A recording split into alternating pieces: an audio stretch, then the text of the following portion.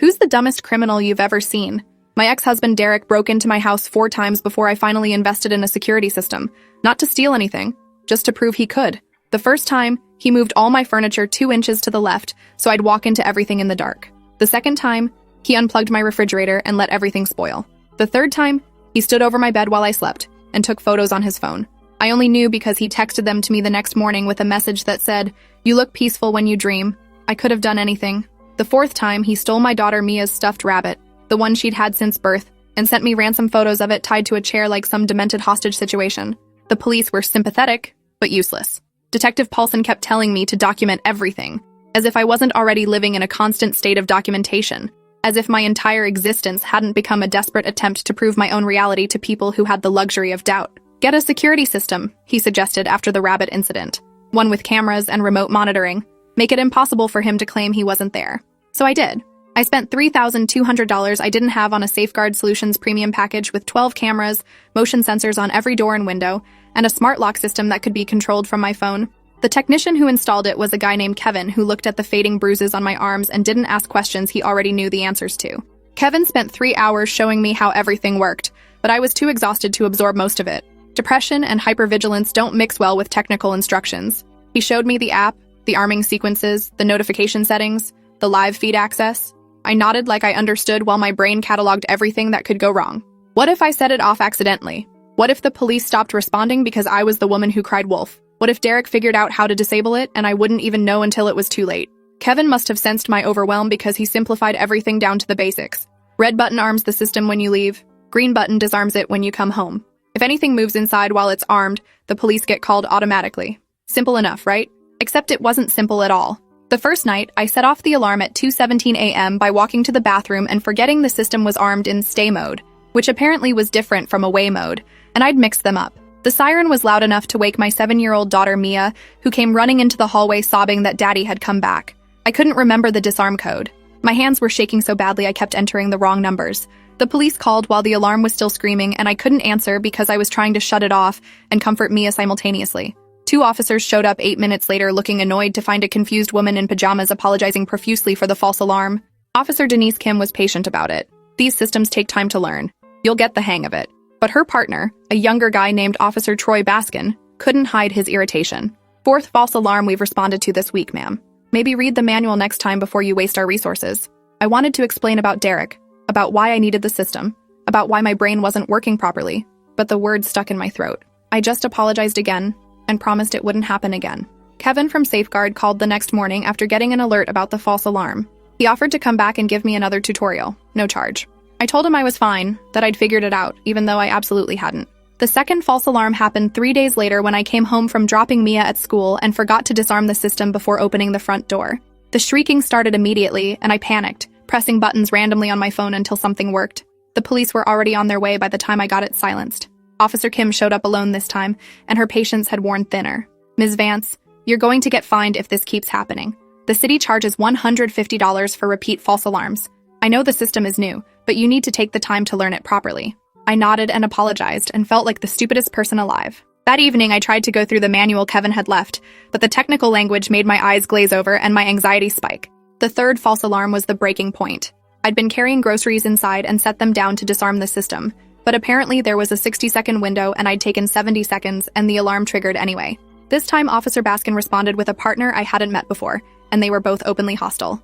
"This is ridiculous, ma'am. If you can't handle a basic security system, maybe you shouldn't have one. You're pulling us away from real emergencies." The humiliation burned through my chest. I apologized and explained I was still learning and promised it wouldn't happen again. After they left, I sat on my kitchen floor and cried while Mia ate cereal for dinner because I couldn't pull myself together enough to cook. That night, I made a decision that would turn out to be either the luckiest or dumbest thing I'd ever done, depending on how you looked at it. I turned the system off. Not completely off because Derek still terrified me and I needed something between us. But I disabled all the motion sensors and alerts except for the cameras. The cameras would keep recording to the cloud storage, Kevin had explained, even if the alarm system was disarmed. So I'd still have footage if something happened, but I wouldn't trigger any more false alarms and humiliate myself in front of the police again. I didn't know how to check the cloud footage, but that seemed less important than avoiding another lecture from Officer Baskin about wasting city resources. For 2 weeks, nothing happened. I went to work at the medical billing office where I processed insurance claims, came home to help Mia with homework, made dinner, enforced bedtime, and collapsed into my own bed, exhausted by the simple act of surviving another day. Derek stayed away, or at least I assumed he did. Without the motion alerts, I wouldn't know if he'd been in the house unless he left obvious evidence like he used to. I checked the locks obsessively and installed a chair under my bedroom door handle every night, but the security system sat dormant, its cameras recording whatever they recorded while I went about my life in ignorant peace. Then on a Thursday morning in October, I got a call from my bank that my credit card had been declined at the gas station. Impossible, I said.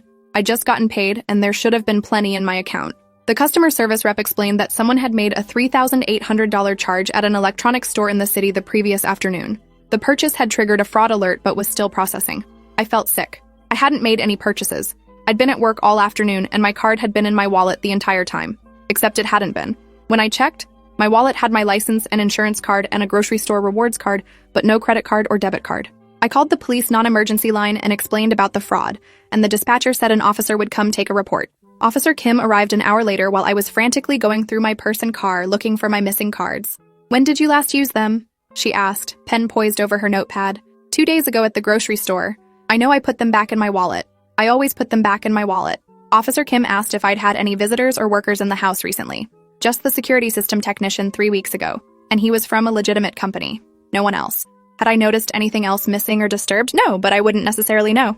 The house looked the same as always. And Officer Kim walked through my house with me, checking windows and doors for signs of forced entry. Everything looked intact. The smart lock on the front door showed no unauthorized access codes. The windows were all locked from the inside. If someone had broken in, they'd done it carefully enough to leave no trace. That's when I remembered the security cameras. The ones that had been recording everything for the past 2 weeks while the motion alerts were disabled. Officer Kim's expression shifted from patient to interested. "You have footage from inside the house? Show me." I pulled out my phone and opened the Safeguard app, navigating through menus I barely understood until I found the cloud storage archive. There were hundreds of video files, organized by camera location and date. I clicked on the one labeled Living Room, October 10th, which was the day before I'd noticed my cards missing. The footage loaded slowly, then played in jerky fast-forward until Officer Kim told me to slow it down.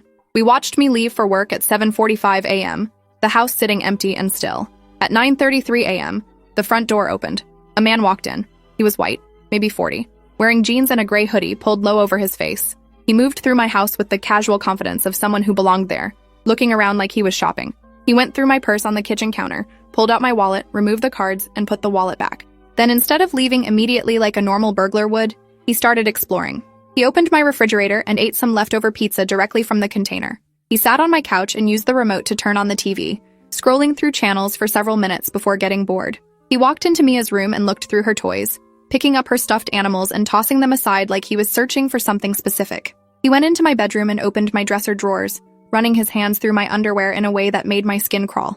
Officer Kim was recording everything on her phone, documenting each violation. The burglar spent nearly 30 minutes in my house before heading toward my bathroom. Officer Kim and I watched in stunned silence as he pulled down his pants and sat on my toilet. The camera angle from the hallway caught everything in unfortunate detail. He sat there for at least 5 minutes, scrolling through what was probably my stolen credit card information on his phone. When he finished, he didn't flush. He pulled up his pants and walked toward my bedroom again. That's when something unexpected happened on the footage. The bedroom door closed behind him with a soft click, and we heard a mechanical lock engage. The smart lock system, which I'd forgotten was installed on the bedroom door as part of the premium package. The burglar tried the handle. It didn't open. He tried again, pulling harder. Still locked. On the video, we could hear him say, "What the fuck?" followed by increasingly panicked attempts to open the door. He pounded on it. He threw his shoulder against it. The smart lock didn't care. It had detected an unauthorized person in the bedroom, triggered by the motion sensor I'd forgotten to disable in that room specifically, and had automatically locked according to its programming. The burglar was trapped in my bedroom with no way out except the second-story window, which didn't open far enough for an adult to fit through thanks to safety locks I'd installed after Mia almost fell out as a toddler. Officer Kim stopped the video and looked at me with an expression I couldn't quite read. "So your security system has been recording this entire time, and it locked this guy in your bedroom? When did this happen?" I checked the timestamp. Yesterday afternoon, around 1 p.m., which meant he'd been locked in there for almost 24 hours, while I'd been going about my life completely unaware. Officer Kim called for backup immediately. She pulled her weapon and told me to stay behind her as we approached my bedroom. The door was still closed. She knocked and announced herself as police. No response. She tried the handle. Still locked. She told me to unlock it with my app. My hands shook as I navigated through the Safeguard interface, finding the smart lock controls and selecting my bedroom. I pressed unlock and heard the mechanism disengage. Officer Kim pushed the door open with her gun drawn. The smell hit us first. a nauseating mixture of body odor, desperation, and human waste. The burglar was sitting on my bedroom floor in the corner, his face pale and sweaty. He'd clearly tried everything to escape. My window was broken from the inside, glass on the floor where he'd smashed it trying to make an opening big enough to climb through. He'd torn apart my closet looking for tools or something to use as a weapon. He'd urinated in my wastebasket because apparently he'd needed to go again and couldn't get back to the bathroom. Officer Kim ordered him to show his hands and get on his face. He complied without resistance, probably grateful to be getting out of the room even if it meant getting arrested. She cuffed him while calling for additional units. The burglar started talking immediately, his voice hoarse from what must have been hours of shouting for help that never came. I just needed some money. I wasn't going to hurt anyone. I just needed the card numbers and I was going to leave. I've been stuck in here since yesterday. I thought I was going to die in here. No water, no food. I had to piss in a trash can. This is fucking insane. Your door is psychotic. Officer Kim told him to shut up and recited his Miranda rights while he lay on my bedroom floor crying. More officers arrived, including Officer Baskin, who I braced myself for more judgment from. But when Kim briefed him on the situation, his expression shifted to something like amazement. The security system locked him in automatically, and she had no idea? He looked at me with new interest, like I'd suddenly become competent instead of incompetent. How did you set that up? I admitted I hadn't set it up intentionally, that I'd been trying to disable the motion sensors but must have missed the bedroom one, and the smart lock had done its job without me knowing it existed. Baskin actually laughed. So you caught this guy by accident because you didn't know how to turn your system off properly? That's the dumbest luck I've ever seen. Or the dumbest criminal. They arrested the burglar, whose name turned out to be Curtis Vaughn, a repeat offender with 6 priors for burglary and theft. They found my credit cards in his pocket, along with 6 others from different victims. His phone had dozens of photos of credit cards and driver's licenses, evidence of identity theft affecting potentially hundreds of people. The $3,800 purchase at the electronics store had been a new laptop he'd planned to resell. They found my missing rabbit in his car, along with jewelry and personal items from other break-ins. Detective Paulson arrived to take my statement and couldn't stop shaking his head. Curtis Vaughn has been breaking into houses in this neighborhood for 6 months. We had no physical evidence, no witnesses, no way to catch him. He's smart enough to avoid leaving DNA or fingerprints, but he wasn't smart enough to avoid shitting in a house with security cameras, and he definitely wasn't smart enough to realize he'd locked himself in. The full footage from my security system became crucial evidence. The cloud storage had captured Curtis breaking into 3 other houses in my neighborhood over the past 2 weeks, using the same method of entering through front doors with a lock-picking tool during work hours when families were gone. He'd been patient and methodical, taking only credit cards and small valuables that wouldn't be immediately missed. But in my house, his confidence had betrayed him. The footage showed everything. Him eating my food, pawing through my belongings, sitting on my toilet scrolling through his phone, planning his next crime while literally caught with his pants down. Detective Paulson said it was the most comprehensive evidence package he'd ever seen for a burglary case. The part that made Curtis the dumbest criminal wasn't just getting locked in my bedroom. It was what he did while locked in there. The bedroom camera had recorded everything, and apparently Curtis hadn't noticed it. He'd spent hours trying to escape, getting increasingly frustrated and panicked. He'd called someone on his phone, probably an accomplice, but they must not have answered because he'd left voicemails detailing his exact location and situation. He'd literally created an audio confession describing multiple burglaries while trapped in my bedroom. When he'd realized he couldn't break the window open wider, he'd started going through my drawers again, this time stealing jewelry and photographing himself wearing it, apparently planning to claim it belonged to him if he was caught.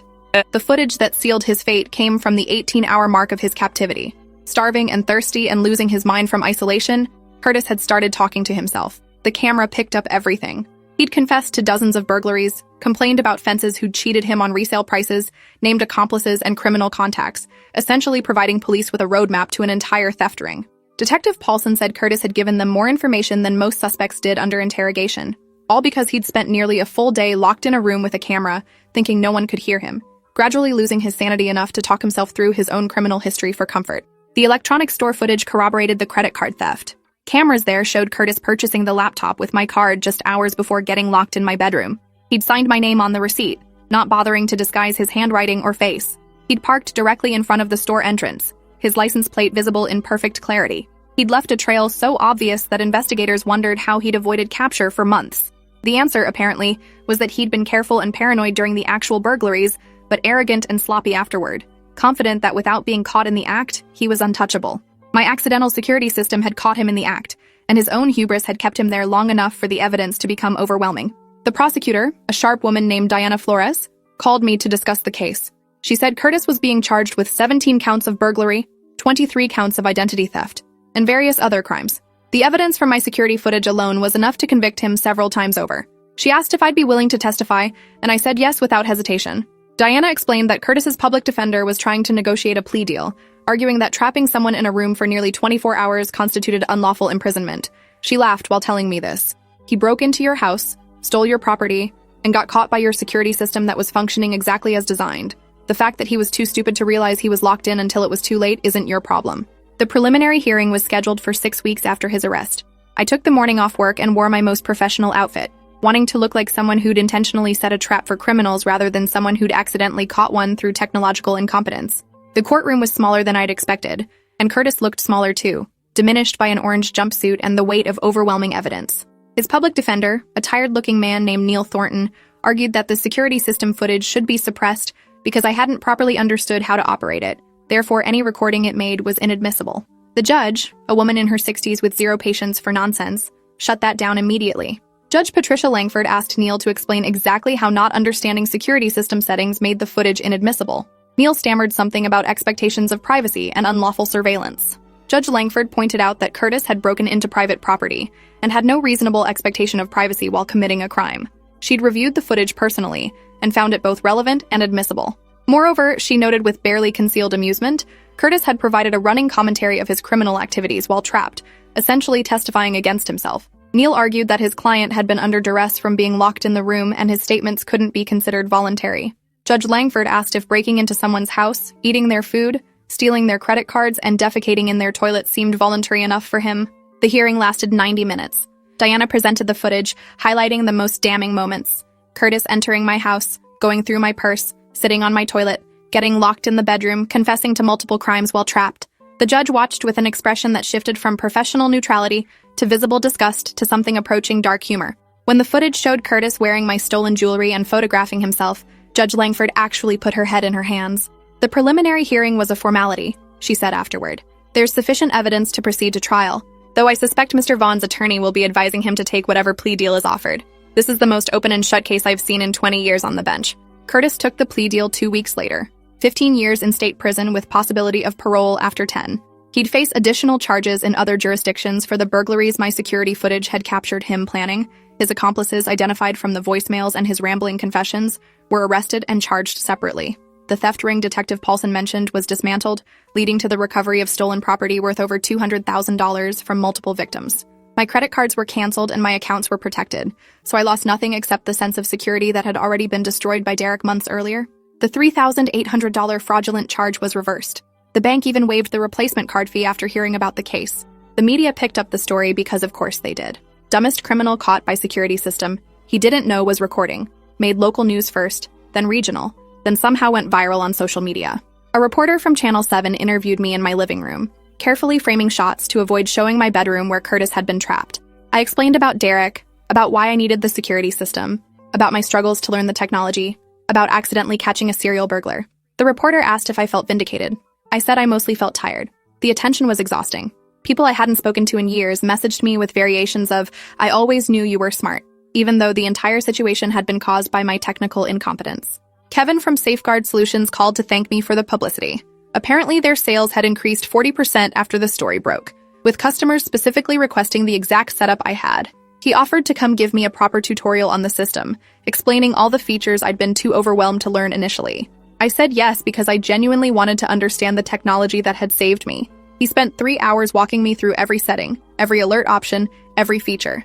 This time I took notes and asked questions and actually absorbed the information. Kevin showed me how to check the cloud footage regularly, how to customize motion sensitivity, how to set the smart locks to work with my schedule instead of against it. The most useful feature, he explained, was one I'd never activated. The system could send me daily digest videos showing any motion detected while I was away. Just 30-second clips so I could quickly verify whether it was just the cat or actually a person. If I'd enabled that feature, I would have known Curtis was in my house the same day he broke in. But I also wouldn't have had 18 hours of footage showing him confessing to dozens of crimes. Sometimes incompetence has unexpected benefits, Kevin said with a slight smile, though I wouldn't recommend it as a long-term strategy. I agreed and promised to actually read the manual this time. Derek violated the restraining order again 3 weeks after Curtis's conviction. He showed up at Mia's school during pickup time, trying to talk to her before I arrived. The school called the police and me simultaneously. I got there to find Officer Kim putting Derek in handcuffs while Mia cried in the principal's arms. This time Derek was charged with criminal violation of protective order, a felony because it was his fifth offense. The prosecutor used my security footage from the earlier break-ins, the ones Derek had committed before I'd installed the system, as evidence of a pattern of stalking. Curtis's case had established the footage as reliable evidence, making it easier to use in Derek's prosecution. He took a plea deal for 3 years in prison, mandatory counseling, and a permanent restraining order. It wasn't enough, but it was something. The civil lawsuit came next. Diana Flores recommended a personal injury attorney named Rachel Kim, who specialized in domestic violence cases. Rachel filed suit against Derek for emotional distress, invasion of privacy, and damages related to his pattern of harassment.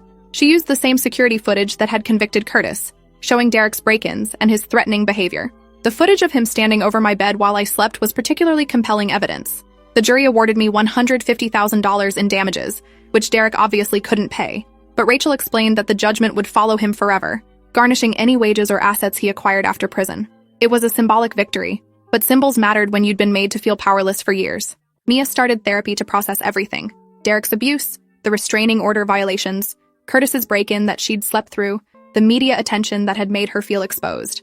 Her therapist, Dr. Yolanda Banks, said Mia was resilient, but needed tools to manage anxiety that was developmentally appropriate. The security system actually helped, ironically. Knowing the house was monitored made Mia feel safer, and I finally understood the technology well enough to show her how it worked, demystifying it into something protective rather than scary. We made a ritual of checking the cameras together every evening before bed, verifying that all the doors and windows were secured, that we were safe in our home. The neighborhood changed after Curtis's arrest. The story had revealed how vulnerable we all were, how a patient burglar could exploit our daily routines. 6 other families installed security systems within the month. The neighborhood association started a group chat for reporting suspicious activity. Someone organized a self-defense class at the community center. We became more vigilant, more connected, more aware of the illusion of safety we'd been living under. Curtis had broken into 17 houses over 6 months without anyone noticing, until my malfunctioning security system accidentally caught him. How many other criminals were operating in our midst, smart enough to avoid the traps we didn't know we needed to set? Officer Baskin stopped by my house 3 months after the arrest, not for official business, but to apologize. He'd been one of the officers who'd responded to my false alarms with obvious irritation, who'd made me feel stupid for not understanding the technology. I see now why you needed the system. I'm sorry for being dismissive about the false alarms. You were dealing with a lot and I should have been more patient. I appreciated the apology even though it didn't change what had happened. He told me they were using my case in police training now, teaching officers to take domestic violence victims seriously, even when they seemed confused or incompetent, because trauma affects cognitive function, and people in crisis don't always present as competent. It was a small systemic change, but it mattered. The Safeguard Solutions company featured my story in their marketing materials after getting my permission. They were careful to focus on the technology rather than my personal trauma, emphasizing how their system worked even when users didn't fully understand it, how the cloud storage preserved evidence that led to convictions, how the smart locks could trap intruders through automatic protocols. They sent me a check for $5,000 as a thank you for the publicity. I used it to pay down credit card debt Curtis's fraud had created, and to put some in savings for Mia's future. Money couldn't fix what had been broken, but it helped address the practical problems that trauma always brought along as unwelcome companions. A year after Curtis's arrest, I got a message from the parole board. Curtis was applying for early release after serving just 3 years of his 15-year sentence. Budget cuts and prison overcrowding meant nonviolent offenders were being released early to make room for violent ones. His attorney argued that he'd been a model prisoner, attending classes, expressing remorse, becoming a changed man. Diana Flores called to tell me I had the right to submit a victim impact statement opposing his release.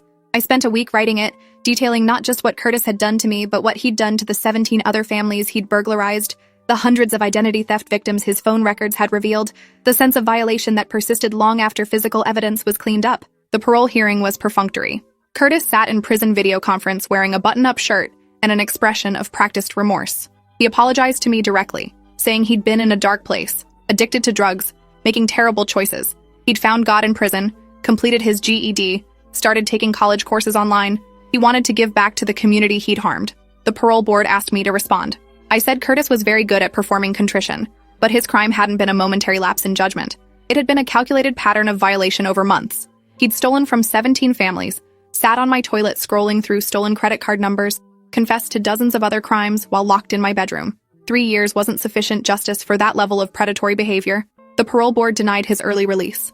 Derek got out of prison after serving 22 months of his 3-year sentence, time reduced for good behavior. The permanent restraining order meant he legally couldn't come within 500 feet of Mia or me, But I knew from experience that paper barriers meant nothing to men who viewed women and children as property. I upgraded my security system again, adding more cameras, installing panic buttons in every room, connecting everything to a monitoring service that would dispatch police if I pressed the alarm. Kevin installed it all personally, refusing to charge me for labor. You've given my company enough free advertising. The least I can do is make sure you're actually safe this time. I learned every feature, tested every function, and taught Mia how to use the panic buttons if Daddy ever came back. He did come back, on a Saturday morning 4 months after his release. The doorbell camera caught him approaching the front door, looking thinner and older but with the same entitled anger in his expression. I pressed the panic button before he could knock. The alarm sent silent alerts to the police and the monitoring service. Derek stood on my porch ringing the doorbell, probably expecting me to answer so he could deliver whatever justification he'd prepared for violating the restraining order. Instead, 2 patrol cars arrived within 6 minutes. Officers found him still standing there, apparently confident that his presence was reasonable, that the restraining order was just another obstacle he had the right to ignore. They arrested him without incident. This time, the charge came with a mandatory 5-year sentence, no early release, for repeat violation of protective order with proven pattern of stalking. The security footage showed Derek had been watching my house from his car for 30 minutes before approaching the door, documenting his premeditation. His phone had searches for how to disable home security systems and restraining order enforcement in his browser history, proving he'd known he was violating the order and had researched ways to avoid consequences. The prosecutor used all of it to argue Derek represented a continuing threat that required maximum sentencing. The judge agreed. 5 years, every day of it, in a facility 4 hours away with minimal visitation rights. Mia wouldn't have to see him again until she was 14, old enough to tell the court she didn't want contact with the father who'd terrorized her mother and stolen her childhood's sense of safety. People ask me now if I'm grateful for the security system, and the answer is complicated. I'm grateful Curtis got caught. I'm grateful Derek is in prison where he can't hurt us. I'm grateful for the evidence that made both convictions possible. But I'm also angry that I needed a $3,200 security system to be safe in my own home, that police couldn't protect me until I could prove the threats were real, that my initial incompetence with the technology was what saved me because intentional competence hadn't been enough. The dumbest criminal I ever saw wasn't Curtis getting locked in my bedroom while taking a shit. It was a justice system that required women to become surveillance experts in their own homes before it would take their fear seriously. Curtis got out after serving 11 years, his full sentence minus time off for good behavior. He was 51 by then, worn down by prison and whatever demons had driven him to burglary in the first place. A friend who worked in the prosecutor's office told me he moved to another state, started working construction, stayed out of trouble as far as anyone knew. I hoped he'd actually changed, that 11 years had been enough time to become someone different. But I also knew that people rarely transformed in prison, that the system mostly just delayed harm, rather than preventing it. Derek would get out eventually too, and I'd have to decide whether to believe whatever change he claimed to have undergone, or whether to trust the patterns I'd already seen. Thanks for watching till the end. Make sure to subscribe and like to not miss the next story.